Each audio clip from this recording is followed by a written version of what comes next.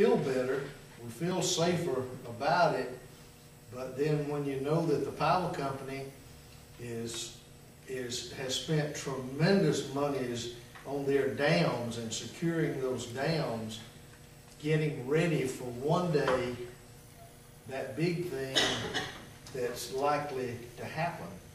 I don't know. I don't know where you go from. Well, of course, everybody knows that old as dirt like me around here, the canal changed the flood back in the 60s. That's right. And FEMA don't recognize that. The level of the river has changed drastically since the canal was put in. But the areas they show still go back to the old 100 and 500 year flood. And they alternate. Now, there is some good. Some people come out of it, and some go in. So it's a necessary evil for us to adopt it in order to get credit with ISO. I have a question for you. You said some people came out of it, and some people didn't. And when they built a canal out there through Crenshaw, that caused some uncomfortable things, especially when they took those people land and they did what they're supposed to do out there for them.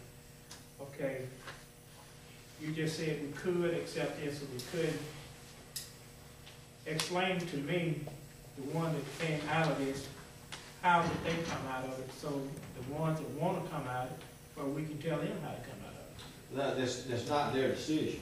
It's FEMA's decision. Okay, well, tell me the the ones that came out of it, what did they do with FEMA in order to come out of it? So if they was able to have something ready to come out of it, we need to have, as a mayor and council, we need to have this and let the city attorney look at it, while the rest of us like where I live at. It doesn't flood up there, but that area is classified in floodplain in the 60s. It only came to Wall Street. Well, I guess we can go back. They have, we have here, and FEMA has, co-engineers, everybody that deals with flood. That's what they call a BFE, which is base flood elevation. And they set the base flood elevation coming up this river in sections. And whatever your base flood elevation is set by co-engineers, FEMA, that means the level of any habitable space, house, has to be 1 foot above that. So it's not individuals. And when they go back and re-engineer, sometimes it's due to the fact of the change of the river, the elevation. That's like out here on the bypass when they built this up to get it up above flood on the north side of the bypass. They had to remove that dirt from that area because the river, it would change the river if they did it.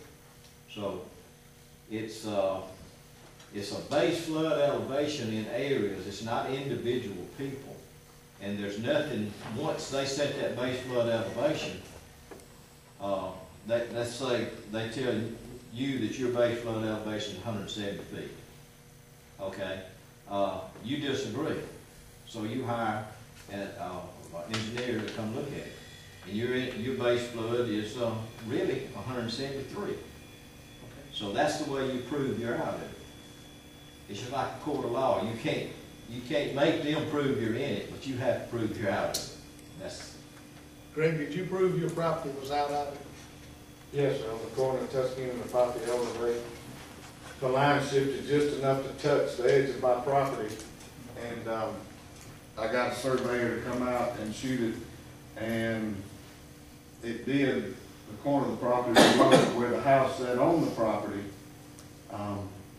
was a little bit higher, plus the house was 3 feet conventional, so I wound up being almost 3 feet out of the floodplain. But because that line touched the very corner of my property on the corner of Popiola and Tuskegee, they put me in it. I just said the crayon the guy was drawing with was a little too fat. The line was supposed to be over just a little bit, but it was just sort of you could see where it was the same shadow, the same overlay, it just happened to get shifted just a little bit. You know, maybe somebody just wanting to be quiet on their mark, so. Cost me $800, I think, to get all the paperwork and stuff with FEMA taken care of. Chief, what would it cost the homeowner if we went up a point on our ISO versus paying flood And then insurance? the fire department has an ISO rating, but the building department also has ISO stuff. So we're talking about two different ratings. when That's we talk about correct. ISO. And we're talking about two, and we're talking about one together. What ours does helps them, and what theirs does helps ours, but they are two different. The 1 point in the ISO rating could be equivalent to what? We're 4, if we move to a 5, you're probably talking about, For $100,000. you're talking about probably less than, probably about 10% increase in your homeowner.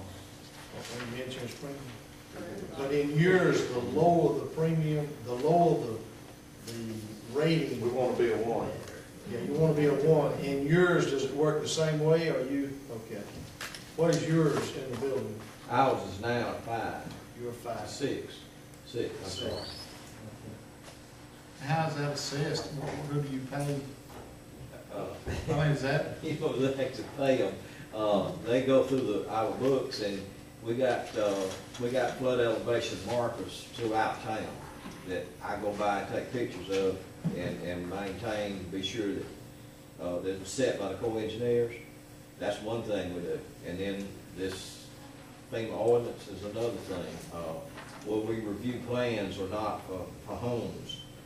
Just like you bring a plan in to build a house, we're not required by law to review that, but we get ISO points and it lowers the insurance if we do it.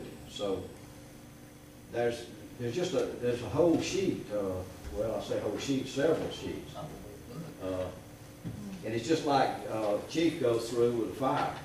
They go from nozzle to out in the field with what they do to get their ISO rating. And it's the same way with us. How much our employees are trained, how many CEUs we get during the year, that type of thing. Chief? The electronic stuff that they're doing now with the mapping and that's thrown a lot of people. Used to be, we just drew a 5-mile circle around the fire station, or we could get out there and drive it. Now they're out there, you get to a few inches with satellite and road miles and things like that. So a lot of that, I think, is affecting some of this also. But the whole thing of your insurance premium is a formula based on your fire protection, other things of infrastructure, building department, all that goes in, and somebody figures out then what that costs you. But the electronic mapping and all the technology is sort of catching a lot of people who were under the radar previously, we're finding out. I have one last question there.